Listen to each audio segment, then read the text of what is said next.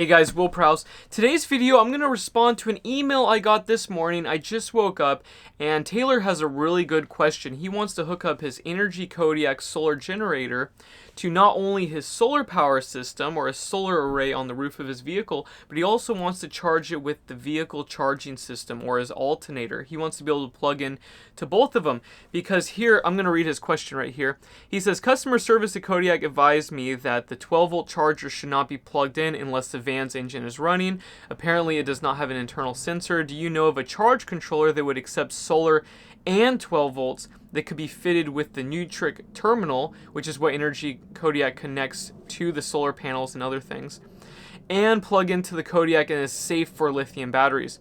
Perhaps one of the C-Tech chargers, which is a very standard battery charger. That way you, everyone else on the YouTubes could have their Kodiaks connected to 12 volt and solar without having to toggle.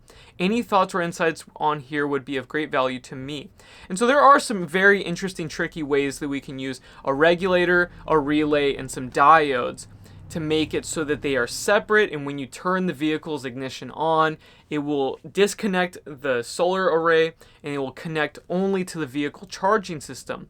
But in this video, I want to talk about why it's not a good idea to do this at all, and how vehicle charging systems are not designed for charging deeply discharged lithium, sealed lead acid, or flooded or gel batteries. You should not be doing it. I think that your vehicle's charging system should be left alone because it's designed to charge like 2 amp hours every time you start your car. Like when you use a starting battery, it discharges it only like a couple amp hours at most. It's very small. And so the alternator has a very easy job, and it's designed for charging up the battery from that discharge state, which is practically full. It's at like 99 or 98%.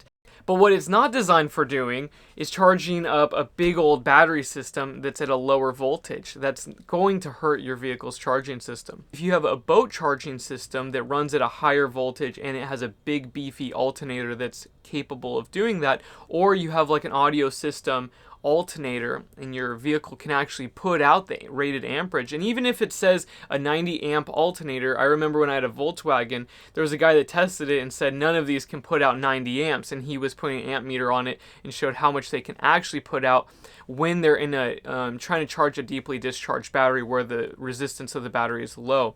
And that's another thing that I want to talk about in this video, is the resistance of the battery, the internal resistance, or how hard it is to push electricity into the battery. The internal resistance of a lithium battery is very low across the chart for all chemistries for lithium compared to sealed lead acid or flooded.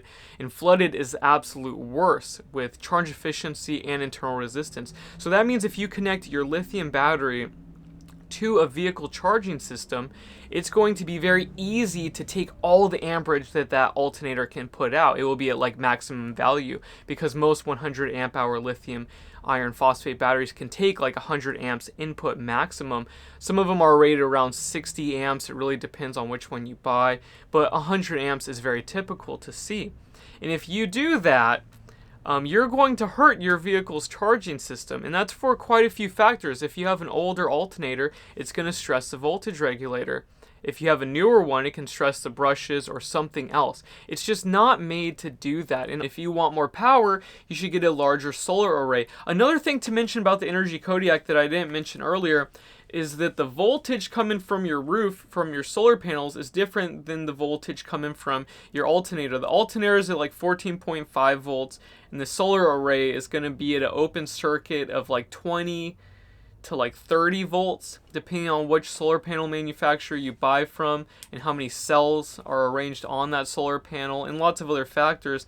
But it's usually an open circuit of 20 to 30, and then it drops down to around like 15, 16, because it wants to be a little bit above that. So if there's not that much light in the sky, it can still have enough energy, so if it's in parallel with other solar panels, it will still produce some power.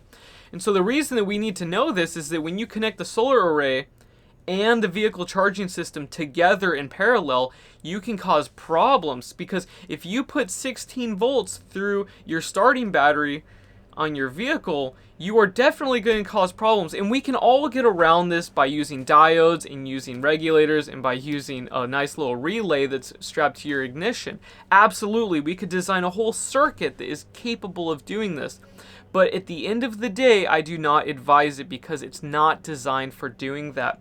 But there is a way around this. So if you guys don't want to listen to me and you think I'm silly and you have a massive alternator, there is a way around this. You can use a cigarette lighter inverter that's like rated for 100 watts, and then you get a C-Tech charger that's rated for like 10 or 7 amps, and then you just have that going, and then it will be running off of your ignition, so you don't have to, run a wire from your fuse block that's from an ignition circuit and doing all of this other stuff that's pretty easy if you know how to work on automotive. But for some of you guys that don't know, if you just get an inverter and you get a little C-Tech charger for 7 amps, you can hook that up today, plug it into your system, and you'll be fine. With the Renogy Kodiak, you can't do that though, because then you're going to be having a 14.5 volt system with an open circuit volt of like who knows what coming from your solar array. So you don't want to do that. But that's an option for some of you guys. Again, I do not advise anybody using their vehicle charging system for charging any deeply discharged batteries.